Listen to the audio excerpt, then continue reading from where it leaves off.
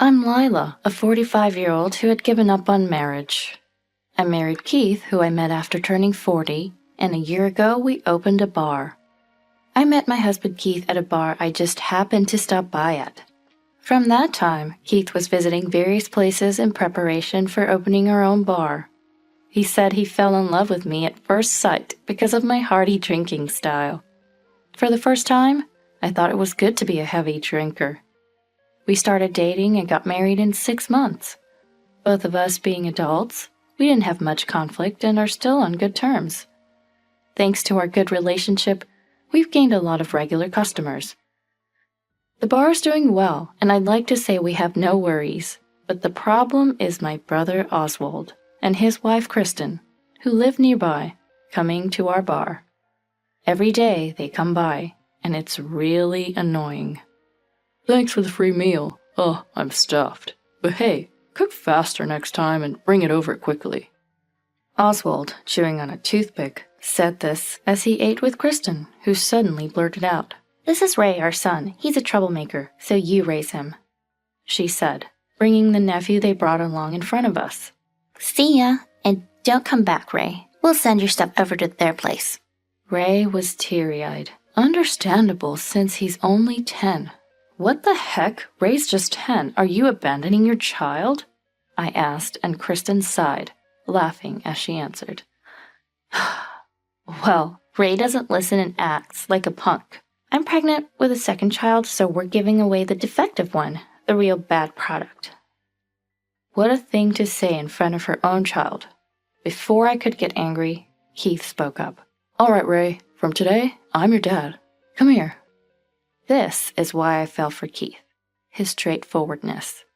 I also turned to Ray. "All right, and I'm happy to say I'm your mom now. Come here." Soon after, we legally adopted him, and Ray became our child. With Keith's advice, we paid Oswald and Kristen $10,000 along with the formal paperwork. This was to prevent any future troubles with the biological parents. 10 years passed and Ray turned 20.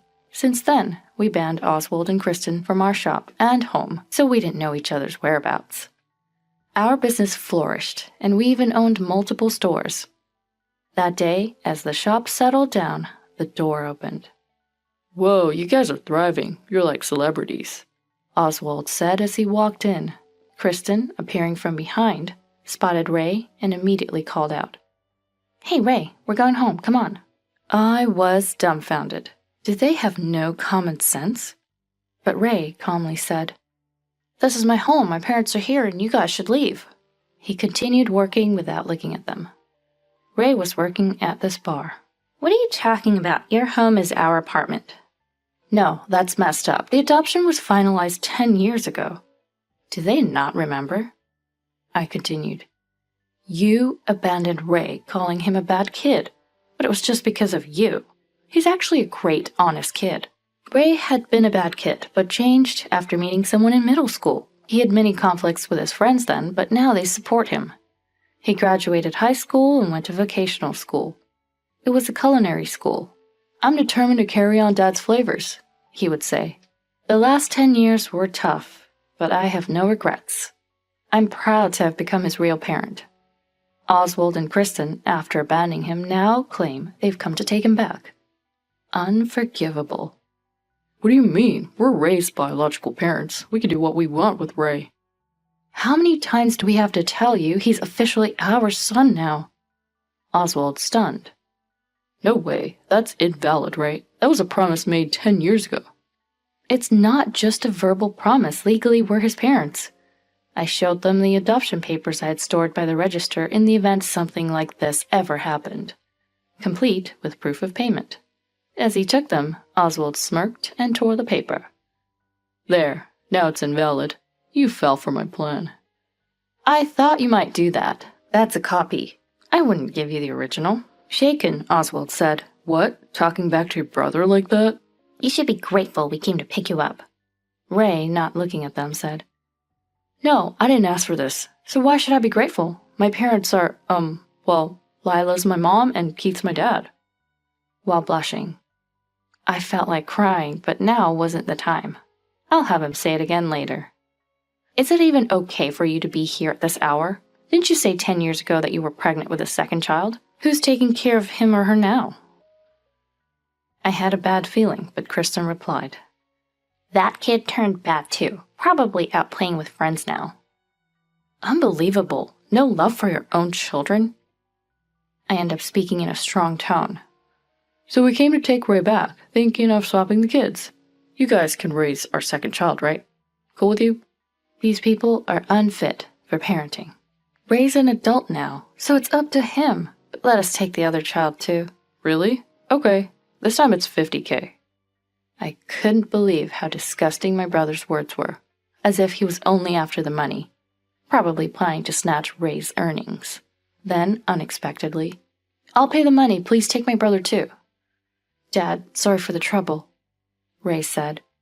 And so, we adopted his brother too. Keith initially offered to pay the $50K. Dad, this is my responsibility. Please let me handle it as a man. And he refused.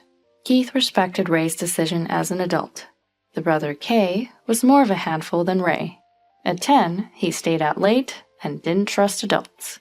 With Ray's former friend's help, Ray turned out great, but raising another troubled child at this age was hard. Yet we respected Ray's wishes. A year later, the police visited our bar, saying there was a report of us kidnapping children. They came to check due to the nature of the complaint. Our regular customers defended us, saying it was unbelievable. We proved our innocence, and the police left quickly. Oswald and Kristen got a scolding from them. They deserved it for such a nuisance. Lately, the bar's been bustling thanks to Ray and Kay. In the middle of this, such harassment was truly bothersome. While writing the day's report after closing, the door opened. Shoot, I forgot to lock it. I had a bad feeling. Oswald came straight over. Whoa, you're making even more money, thanks to our sons, right? How did you find that out? They're none of your business now. Kristen let out a sigh. Can you believe Kay has over 10K followers on his streaming videos? We're taking him back today. That's not it. The videos of Ray and Kay cooking are popular because of their skills, not thanks to you. As Kristen looked for her sons, she continued. I gave birth to handsome boys. It's thanks to me. If you don't comply, we have plans. Sorry for the inconvenience.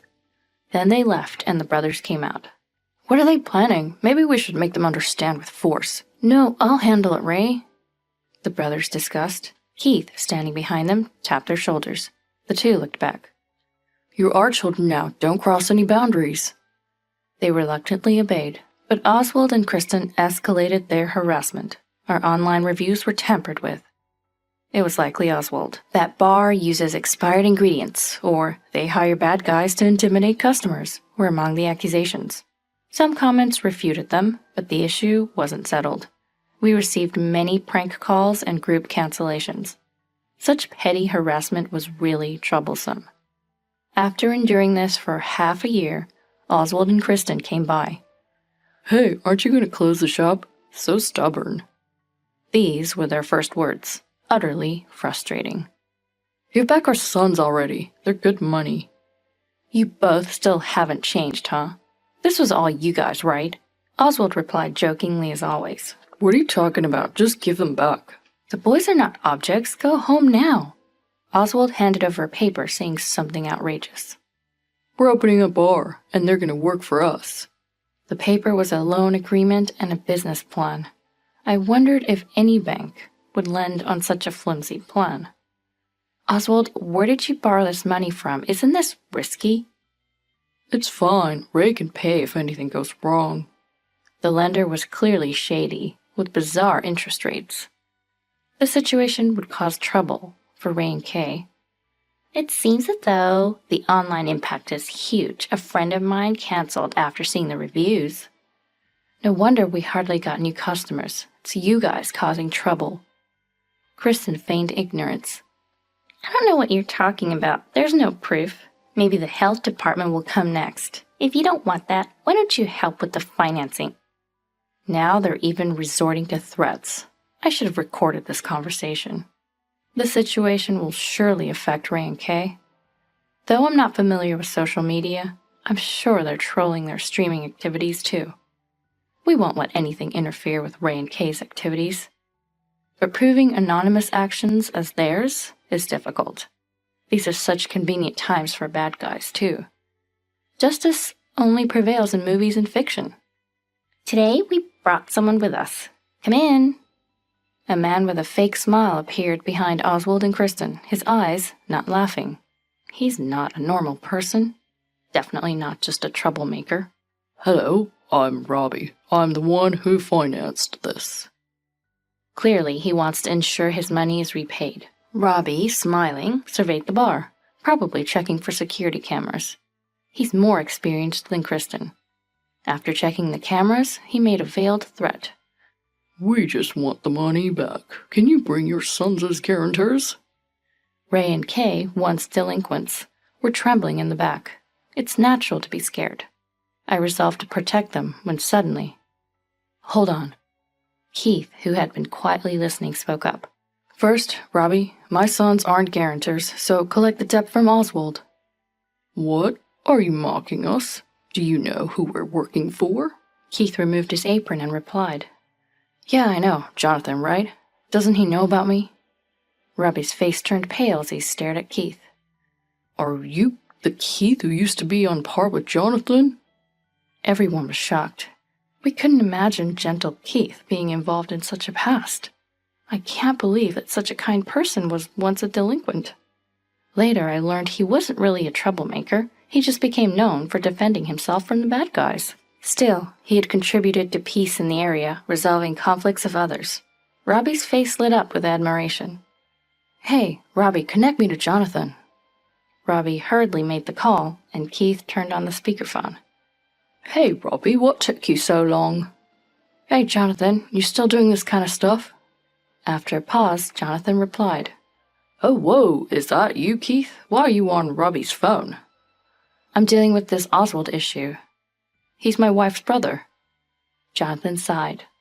I'll take a step back for you, Keith. No, just remove the guarantors and keep the interest within legal limits.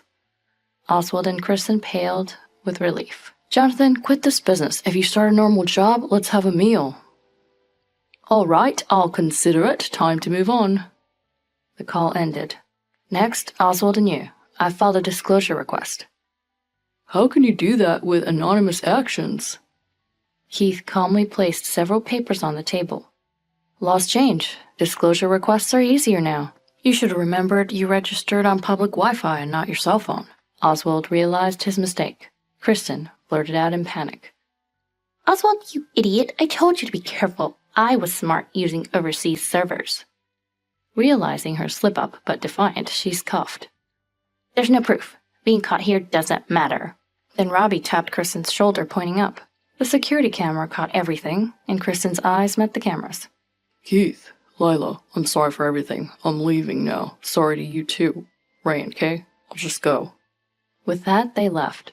Perhaps losing their backup, Oswald abandoned his wife and fled to the restroom, only to return with a mop. He then smashed the security camera. Now there's no evidence. Serves you right. However, Ray played his final card. Too bad. This whole thing was live-streamed on Kay's channel. Dad told us not to film Robbie, so we only shot you two. That was what Robbie had mentioned earlier. I was surprised by Keith's foresight. The screen Ray and Kay showed displayed the damaged shop and Oswald. Kay then spoke.